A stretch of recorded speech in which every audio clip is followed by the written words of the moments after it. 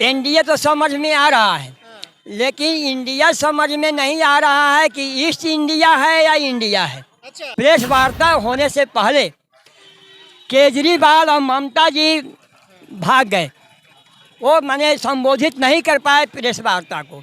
अब बेंगलुरु का प्रेस वार्ता से लालू नीतीश जी पहले ही भाग गए। उन्हीं के पिताजी जगबंगला चौराहा पर कहे थे कि विदेशी बीवी विदेशी कार नहीं चलेगी ये सरकार, राजीव गांधी गद्दी छोड़ो, इटली जाकर होटल खोलो। आज तेजस्वी जी, लालू जी, नीतीश जी सभी चले गए बेंगलुरु उन्हीं विदेशी के साथ बैठ करके गठबंधन करने के लिए। नीतीश जी प्रधानमंत्री बनेंगे, 12 दल का समर्थन प्राप्त है। उधर ममता जी के पार्टी कह रहे हैं कि ममता जी प्रधानमंत्री बनेंगे, और हमारे बिहार के लोग, बिहार के में मीटिंग हुआ तो खूब उत्साहित थे कि नहीं नीतीश जी प्रधानमंत्री बनेंगे, जबकि इनको कोई संयोजक भी नहीं बनने दिया। अब बंगलोर में ले जा करके अध्यक्षता करने वाली महिला जो है ईस्ट इंडिया कंपनी के, जो सोनिया गांधी की अध्यक्षता में मीटिंग बुलाया गया, पार्टी जो है उस पर कोई संज्ञान लेने के लिए तैयार नहीं है, कोई मुद्दा नहीं उठा रहा है, क्योंकि मैं मुद्दा उठाऊंगा तो मेरा गठबंधन टूट जाएगा। 2024 का लोकसभा चुनाव नज़दीक है और वहीं मणिपुर में एक मामला सामने आया जिसमें एक महिला को निर्वस्त्र कर पूरे सड़क पर घुमाया जाता है। अभी हमारे साथ एक चाचा जी हैं जो लगातार राजनीतिक मुद्दों पर बेबाकीता से अपनी बातों को रखते हैं और लगातार हर एक मुद्दे पर बोलते हैं। सबसे पहले स्वागत है चाचा जी आपका।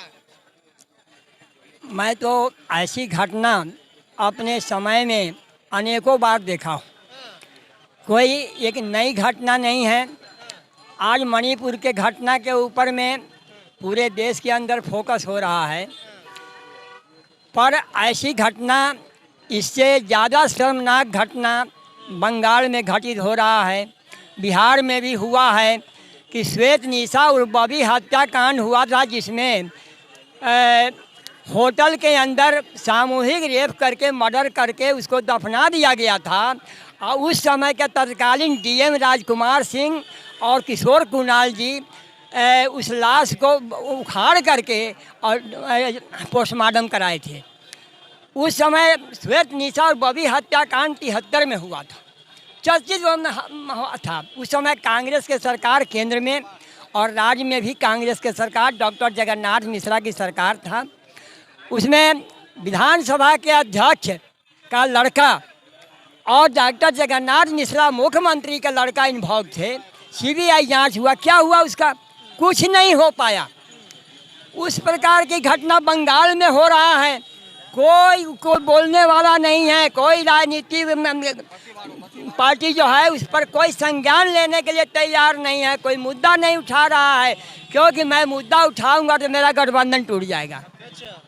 लेकिन एक मामला सिर्फ है तो मणिपुर के ऊपर में, जबकि इस मामले पर सुप्रीम कोर्ट ने संज्ञान ले लिया है और कह दिया है कि किसी को बख्शा नहीं जाएगा। स्वयं प्रधानमंत्री ने कह दिया है कि कितने से बड़े अपराधी क्यों न हो उसको बख्शा नहीं जाएगा, फांसी तक दिया जाएगा। अच्छा, तो चाचा 24 में किसको प्रधानमंत्री देख रहे हैं? 24 में वर्तमान परिस्थिति में गठबंधन के हिसाब से अभी प्रधानमंत्री नरेंद्र मोदी ही हैं, अभी सीट वैकेंट होने की उम्मीद नहीं है। कैसे? इंडिया का गठन कर दिया गया, इंडिया वर्सेस एनडीए चलने वाला है। एनडीए तो समझ में आ रहा है, लेकिन इंडिया समझ में नहीं आ रहा है कि ईस्ट इंडिया है या इंडिया है। अच्छा, मुझे लग रहा है कि ये इंडिया का गठन नहीं हुआ है। ईस्ट इंडिया कंपनी जब अंग्रेज ने गठन किया था, वही कांग्रेस ने गठन किया है। अच्छा, ईस्ट इंडिया कंपनी। अगर इंडिया होता तो पटना में ही तय हो जाता, उसके कन्वेनर नीतीश जी होते, इंडियन आर्मी होते। लेकिन इसको उठाकर हिमाचल पहले ले गए, और हिमाचल में देखे कि बाढ़ आने वाला है, पहाड़ से पहले ही डर करके। आप पहले बोले थे, आप पहले ही बोले थे। पहले बोला था आपको, और वहाँ से उठा कर बंगलोर ले गए। अब बंगलोर में ले जा करके अध्यक्षता करने वाली महिला जो है ईस्ट इंडिया कंपनी के, जो सोनिया गांधी की अध्यक्षता में मीटिंग बुलाया गया। Sonia Gandhi east India company से हैं। और सोनिया गांधी अभी किसी भी महत्वपूर्ण पद पर नहीं है, मात्र एक सांसद हैं, जबकि अध्यक्षता करना चाहिए राजनीतिक पार्टी के तौर पर खड़गे जी को। लेकिन खड़गे जी अपने आप को सहायक अध्यक्ष महसूस करते हैं। मेन अध्यक्ष जो हैं उनके सोनिया गांधी और सुपर अध्यक्ष जो हैं राहुल जी हैं। तो चलिए, तो 24 में इस बार मतलब एनडीए से नरेंद्र मोदी जी को देख रहे हैं और इंडिया से किसको देख रहे हैं? हाँ, एनडीए के अंदर एक छत्र 38 पार्टी ने एक माला बना करके पहना दिया है कि नरेंद्र मोदी जी को, एक माला। लेकिन 38 पार्टी ने अलग अलग माला पहना करके रखे हुए हैं, अलग अलग प्रधानमंत्री को पहनाने के लिए। जेडीयू के जो नेतागण हैं, जैसे अशोक चौधरी जी का आज बयान आ रहा है, नीतीश जी प्रधानमंत्री बनेंगे, 12 दल का समर्थन प्राप्त है। उधर ममता जी के पार्टी कह रहे हैं कि ममता जी प्रधानमंत्री बनेंगे।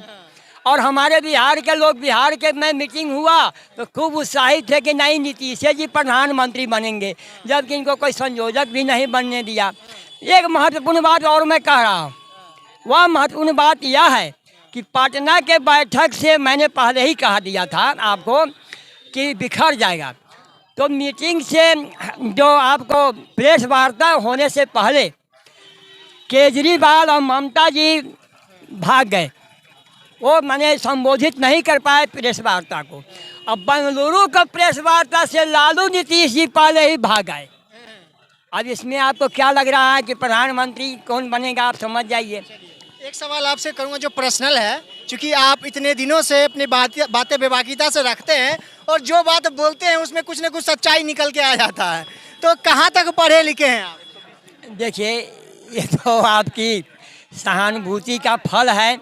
और मैं मीडिया से जुड़ा रहा कि अखबार में बेचता था। आप अखबार बेचते थे पहले? मैं पहले अखबार बेचता था और अखबार बेचते बेचते 1987 से फुटपाथ के लोगों को माने संगठित कर रहा हूँ। पटना के अंदर एकमात्र मैं व्यक्ति हूँ जो फुटपाथ के लिए 87 से लड़ते लड़ते आज भारत सरकार ने कानून बना दिया, 2 का राष्ट्रीय कानून 2014। अच्छा। जब बम्बे में समाना आदमी फुटपाथ के लिए लड़ रही थी, उस समय से मैं लड़ते आ रहा हूँ।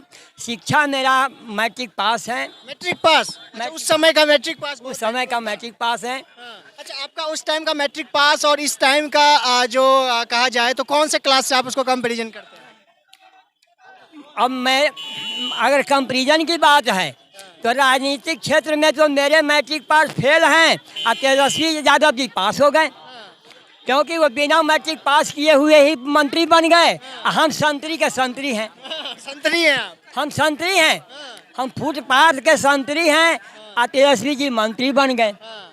जबकि उन्हीं के पिताजी जगबंगला चौराहा पर कहे थे कि विदेशी बीवी विदेशी कार, नहीं चलेगी ये सरकार, राजीव गांधी गद्दी छोड़ो, इटली जाकर होटल खोलो।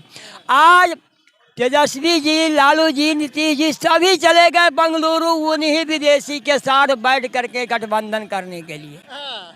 और आज वह जिसके बारे में लोग विदेशी उस समय कहते थे 87 में, आज वो सब स्वदेशी दिखाई देने लगा। अच्छा, तो आपको लगता है नीतीश कुमार जी प्रधानमंत्री बन पाएंगे? प्रधानमंत्री तो नीतीश जी 2014 से ही बन रहे हैं। उस समय भी बनने के लिए तैयार हुए, लेकिन पता नहीं क्यों रुक गए। इनको सीट नहीं मिला इसलिए रुक गए। फिर बार बार जब भी चुनाव होता है तो प्रधानमंत्री के लिए खड़ा तो जरूर होते हैं, लेकिन टिक नहीं पाते हैं। तो मतलब नीतीश कुमार जी का उम्मीद कम लग रहा है आपको? उम्मीद बिल्कुल कम है। इनका कोई ठौर ठिकाना नहीं है, कब कहाँ हैं नहीं हैं। कभी होटल में हैं, कभी रोड पर हैं, कभी लालटेन लेके चलते हैं तो कभी कमल को खोजने चलते हैं।